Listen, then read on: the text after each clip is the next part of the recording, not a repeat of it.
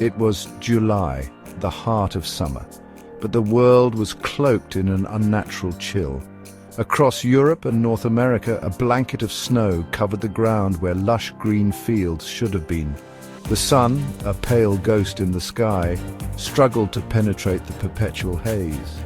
The year was 1816, and this was the start of a chilling chapter in history, the year without a summer. Imagine a time when birds fell silent in the unseasonable cold. The air, thick with moisture and the stench of decay, carried not the sweet scent of summer blooms, but the unsettling chill of approaching winter.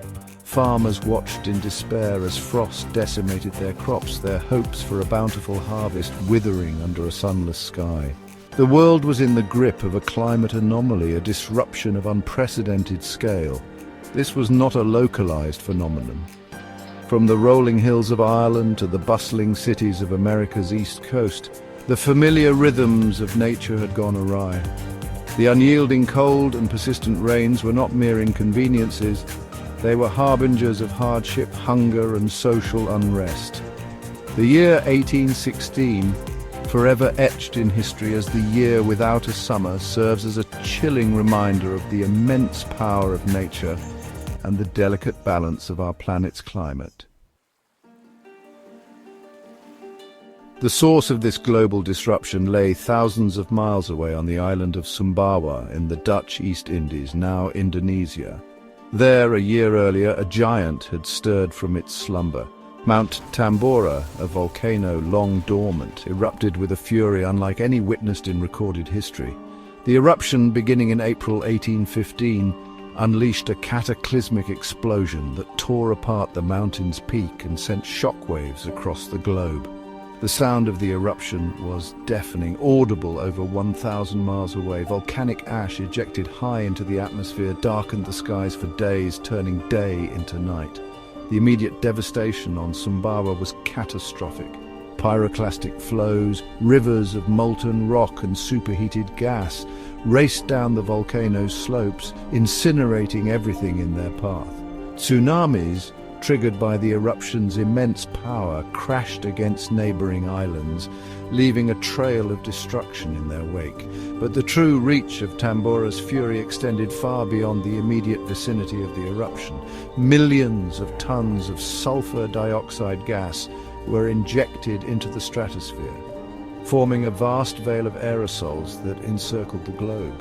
This veil, high above the Earth's surface, acted like a giant parasol, reflecting sunlight back into space and disrupting the planet's delicate heat balance. Little did the world know that this single event, a volcanic eruption on a remote island, would cast a long, cold shadow over the coming year. Europe, still recovering from the Napoleonic Wars, was ill-prepared for the agricultural catastrophe that followed Tambora's eruption. The unseasonably cold and wet summer of 1816 wreaked havoc on crops across the continent. Wheat, rye and oats, staples of the European diet, failed to ripen in the persistent cold and damp. Food shortages quickly escalated into widespread famine, gripping the continent in its icy claws. From the British Isles to the German states, stories of hardship and suffering abounded. Bread riots erupted in cities and towns as people desperate for food took to the streets. Hunger gnawed at the bellies of the poor, while the wealthy hoarded dwindling supplies. Disease, a constant companion of famine, spread like wildfire, claiming the lives of the weakened and vulnerable. The year without a summer had a profound impact on European society. It exposed the fragility of food systems and the deep inequalities that existed between rich and poor. The desperation and suffering of that year served as a stark reminder of the power of nature to disrupt human lives and topple even the mightiest of empires. Across the Atlantic, North America faced its own ordeal. In New England, the summer of 1816 became known as 1800 and froze to death. Frost arrived in June, blackening crops and sending a shiver through the hearts of farmers. Rivers and lakes, typically teeming with life, froze over. Snow fell in June and July, an eerie spectacle that fueled anxieties about the future. The agricultural collapse in New England triggered a wave of westward migration. Farmers, their livelihoods destroyed, packed up their meager belongings and headed west in search of land and opportunity.